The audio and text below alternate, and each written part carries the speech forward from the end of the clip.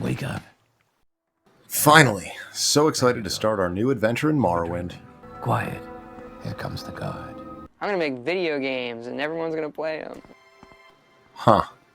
Alright, well, let's get going, I guess. Who's laughing now? I'm sorry, did you say something? Ah! Today's game is Morrowind, the third mainline entry in the Elder Scrolls series and a beloved classic. Many out there claim that this is the real peak of the Elder Scrolls franchise, but is this aging gem honestly worth revisiting on the original Xbox? Or is it perhaps a bit too crusty in 2025? There's a lot of interesting quirks to this version to cover, so let's get right into it. The story goes that Morrowind was Bethesda's last shot at making the Elder Scrolls franchise financially sustainable, which may sound silly now in hindsight, knowing the money printer they'd developed down the road, but they needed this one to work, or the Elder Scrolls was likely finished.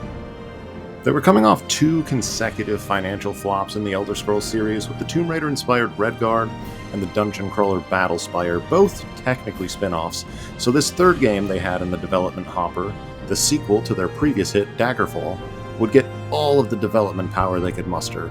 Bethesda tripled their staff numbers and got to work. Initially, Morrowind was planned as a huge game, closer in scale to its predecessor Daggerfall, but that was tabled for a while in 1997 during the development of Battlespire and Redguard, as they felt they just weren't quite ready for it yet. When they picked the project back up after Redguard, they made the crucial decision to pare the game's scale back, forsaking the procedural generation of Daggerfall and opting instead to painstakingly craft everything by hand, to build a world you could learn and know, a world that so many nostalgic gamers now recognize as a home away from home. Super quick aside before we get into Morrowind's story, I just started a second channel where I'll be reviewing classic anime series to see if they're worth watching. I actually just released my first video reviewing Dragon Ball Z, so if that interests you at all, consider helping me out by checking out that video and subscribing, after you're done with this one, of course. Alright, back to it. Morrowind opens to a short cinematic prophecy from the Daedric Prince Azura as she foreshadows us as the Chosen One, then cuts to us on a ship waking from a dream. Wake up. Ah!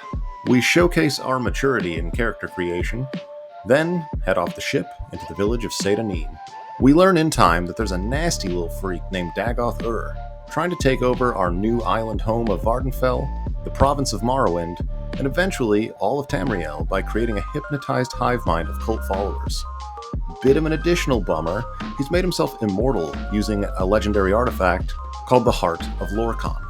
Thankfully, we also learn through our journey that we just so happen to be the hero from the Nerevarine prophecy, the reincarnation of the god-killer, Indoril Nerevar, fated to rid Morrowind of the false gods ruling over it.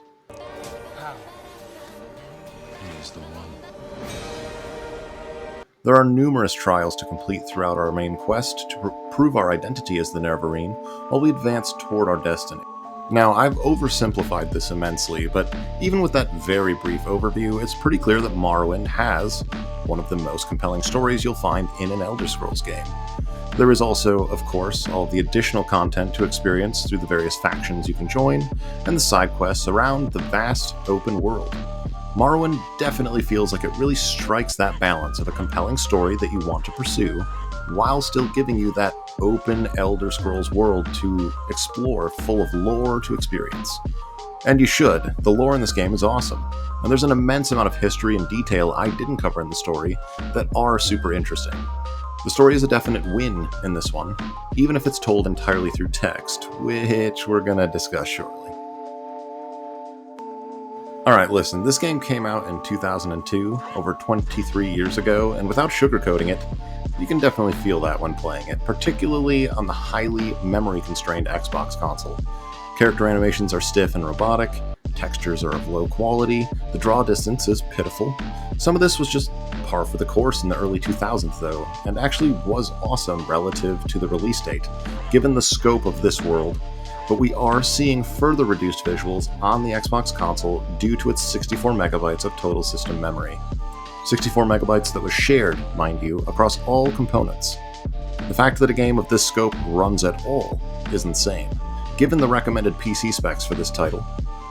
Still though, however limited the textures and draw distance may be, This game was so very clearly designed with nothing but passion and love for the world from the ground up. The vibes are immaculate, with a variety of unique and intricately detailed biomes. You quickly forget any limitations to the presentation once you get immersed in it. Until you hit the loading screens, that is, but we'll talk about that also in a minute. The soundtrack is one of the best of all time, full stop. You'll be humming along to the melodies as you slay monsters out in the world, themselves equipped with an arsenal of their own unique sounds and effects.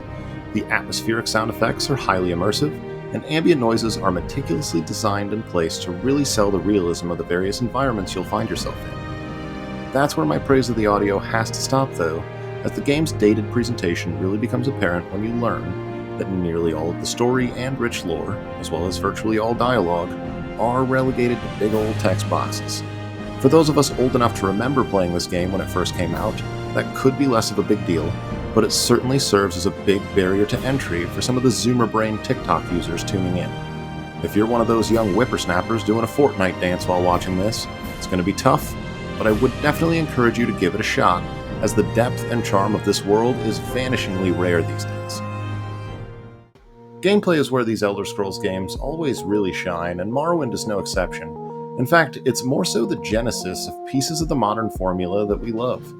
There's a bit of a scripted sequence at the beginning to lay the foundation, and then once you're off that boat in Saint Anin, you can go wherever you want and do whatever you want. The world is your oyster, and you can experience this rich world in whatever way you think is best. Some folks will happily pursue the main quest to completion and just call it a day, while others start prancing through the fields collecting flowers as soon as they're off the boat, and a select few will immediately bypass all directives and start taking in the scenery. Keep the change, you filthy animals. That open-ended game design was really starting to take its final form here, and I think the combination of that formula with a world so lovingly crafted by hand was the secret sauce that made this game so special. It's not all sunshine and roses though, admittedly, as the inventory management feels primitive and clunky, and oh boy, the combat is going to be a point of contention for some. If you're a Skyrim baby with a nice, smooth brain, something is going to feel very off when you get into your first fight in Morrowind. Visually, it's going to look like your attacks are connecting, but no damage seems to be dealt most of the time. But why, you may ask, is the Xbox version bugged or something? It is not. Morrowind was designed with the tabletop RPG inspiration still fairly intact, which means you are rolling a dice every time you swing your sword, and hoping you roll high enough to get a confirmed hit. As your requisite skills increase, your chances of success rise in kind, until you eventually, down the road a bit, feel like a competent fighter. Spastically swinging your sword directly on target only to miss, it can feel pretty demoralizing, especially as you watch your health and fatigue plummet. And even more so when you're also then ambushed by one of 500 million cliff racers that will interrupt you every 5 fucking seconds. My god, I hate them. Want to hear the most annoying sound in the world?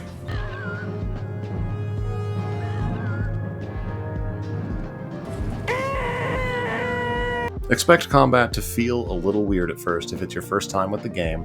Expect to experience some frustrations as you figure it out, but ultimately you will get it, and in time you'll actually feel like quite a beast.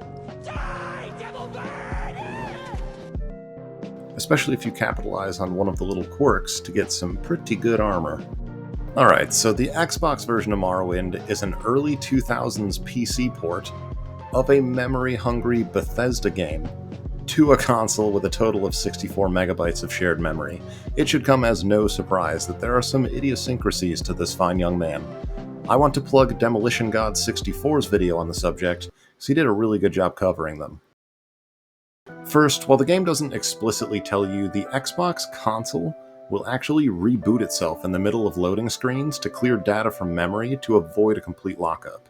This is necessary to work around the memory constraints, but some of the loading screen durations are insane. Perhaps to compensate you for how much time you're going to spend in the loading screens, the number of different images you will see as options for loading screens is increased from a humble 11 in the PC version to 81 in the Xbox version, which just sounds absolutely hilariously overkill, but I will note, the Xbox version's additional loading screens actually have useful gameplay tips on them, something that is completely absent from the loading screens on the PC version, so at least they have some utility. There are, of course, also just some straight-up glitches, such as the ability to grant any NPC immortality, the ability to infinitely duplicate an alchemy apparatus, movement while over-encumbered by just swinging a weapon, though only the God Mode NPC glitch works in the Game of the Year edition. They did fix the others. It just really wouldn't be an Elder Scrolls game if it wasn't broken though, right? If you're a PC player, you may be a little bummed to hear that the construction set and console commands are removed, but that shouldn't come as too much of a surprise given some of the constraints on the console. They also massively cut down the size of the town of Raven Rock, randomly, just that one town, in one of the expansions, just to save on disk space. One missing feature that does kinda suck is the missing ability in the Xbox version to add notes on the map to mark things, which can be of some utility. Also, despite having the DLC content, the Game of the Year version does not include enemy health bars and the keyword search function that were added in the PC versions with the expanded content. Alright, last little quirk and then we'll touch on performance.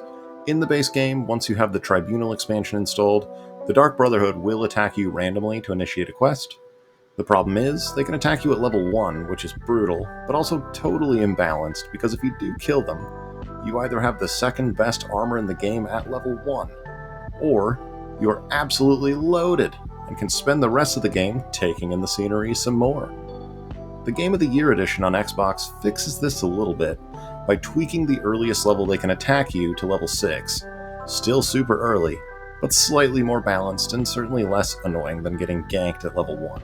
Alright, so before we talk performance, we need some perspective. Back in 2002, us 90s kids were pretty used to low frame rates and choppy performance. I spent the late 90s playing N64 games, most of which are capped at 20 frames per second, believe it or not. So when Morrowind came out and offered similar performance, it didn't really feel that weird at the time. More like par for the course. That said, when you couple the stuttering that you do also experience in populated areas with the inherently low frame rate, and then splash in some painfully long loading screens while the Xbox takes naps and wakes back up again to survive the memory demands, well, let's just say that in 2025, it does not feel great on Xbox. If you're used to playing this on PC, you're going to feel the difference immediately. Morrowind is an awesome game that I think any gamer interested in classic RPGs should experience, but I personally would advise you to do so on a PC. Since the game is so old and the hardware requirements are child's play for any even remotely modern computer, it's going to completely decimate the Xbox experience with ease. Add in, additionally, the modding support, console commands, and Creation Club, and it's just not close. I do recommend you play Morrowind, and I think the Game of the Year edition with all the inserts for the Xbox does look really sick on the shelf, and it's cheap, but I'd really only pick it up as a collection piece for the shelf, or just if you're interested in the novelty of playing it on the Xbox console for the sake of novelty or nostalgia. I do really appreciate you sticking around if you made it this far. Drop me a comment with your memories of this awesome game, and consider subscribing if you're into nostalgic content. And thanks for stopping by.